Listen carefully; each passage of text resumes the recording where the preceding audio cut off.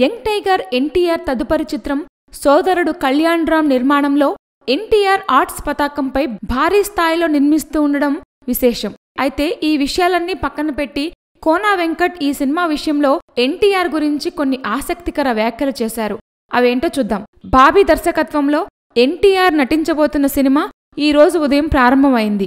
ఇక ఈ సందర్భంలో ప్రముఖ రచయిత కోనా వెంకట్ తన ట్విట్టర్లో దర్శకుడు బాబీని అభినందిస్తూ ఒక విలక్షణమైన సందేశాన్ని పెట్టాడు. అదేంటంటే, నీ చేతిలో ఎన్టీఆర్ అనే ఓ అరుదైన వజ్రం ఉంది, దాన్ని సరిగా ఉపయోగించుకో, నీవు ఎన్టీఆర్ను అద్భుతంగా చూపిస్తావనే నమ్మకం ఉంది, ఆల్ ద బెస్ట్ అంటూ ట్వీట్ చేశారు.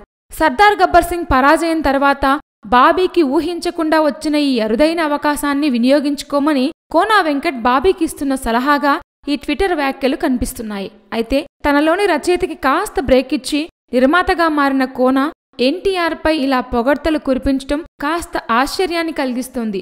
బహుశా ఎన్టీఆర్తో అవకాశం కోసం కోనా ఏమన్నా ప్రయత్నిస్తున్నాడా అంటూ గుసగుసలు వినిపిస్తున్నాయి. చూద్దాం మరి ఏం జరగబోతోందో.